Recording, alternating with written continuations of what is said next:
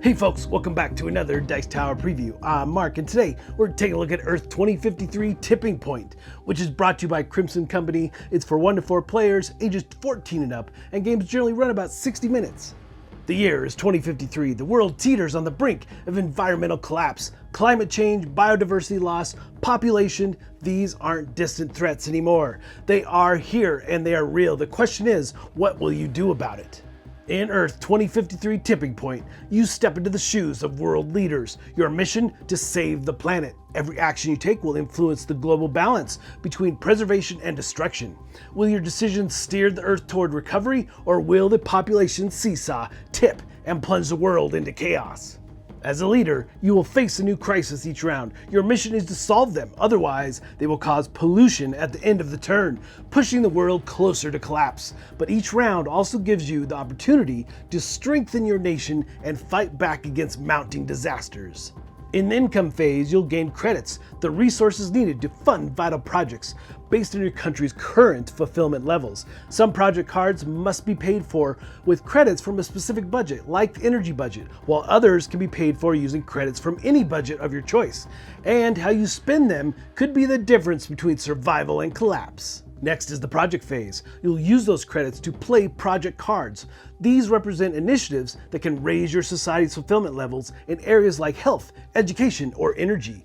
Playing projects wisely is key to success, but every card comes with a cost, and some may even increase pollution or lower other fulfillment levels, forcing you to make tough decisions. So, strategic placement of project cards is the key to success. Additionally, certain project effects allow you to increase the fulfillment level of various needs in your country. When you raise a need level, adjacency bonuses come into play when placing a card next to another card of the same category. If neighboring need levels are the same or higher, you'll gain rewards like extra credits, influence tokens, or the ability to reduce pollution. This balance of increasing needs while managing pollution is critical to your long-term success. Meanwhile, disasters will strike every round. These escalating crises must be resolved before they cause further damage. Left unresolved, they produce pollution at the end of each round. Solving disasters requires influence tokens, which you place on a face-down project card. Once a disaster is resolved, even a level 1 disaster, you'll add 2 preservation tokens to the seesaw, helping tip the balance back to recovery. And sometimes you'll need to flip those project cards face down in order to store influence tokens, sacrificing progress in your country to prevent global catastrophe. The trade-off here is between national advancement and environmental survival, is central to every decision you have to make in this game.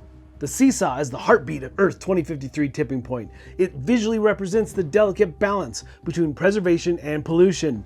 Your goal is clear. Fill the preservation side before the pollution side tips over, literally. If pollution overtakes your efforts, the game ends and humanity's future is lost.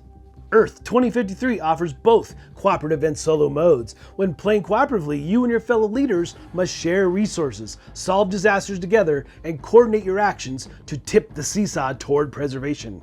Victory is within reach if you act swiftly and decisively, solve disasters, fund projects, and manage your resources carefully. But should the pollution side fail first, all your effort will be in vain. The tipping point is near, and the fate of the world is in your hands. Alright folks, just a reminder once again, this has been a Dice Tower paid preview, and everything you've seen has been in prototype form, so keep a close eye on the campaign for any changes that still may occur. Now with that said, this game has some really interesting aspects to it for sure. Playing those project cards, dealing with the crisis, you definitely feel like you're running to catch up throughout the course of the game, trying to battle each and every one of those crises and working together to do so. But really, I found the tipping point in the seesaw to be the really fun aspect about adding the solutions versus the pollution, trying to teeter back and forth and get all the world saved, or is it going to be the pollution that tips it to the other side? This is truly a visual representation of that tipping point. But folks, ultimately, if this looks like something of interest to you, I'm sure they'd appreciate your support. So I think that's it for me, and until next time, we'll see you at the table.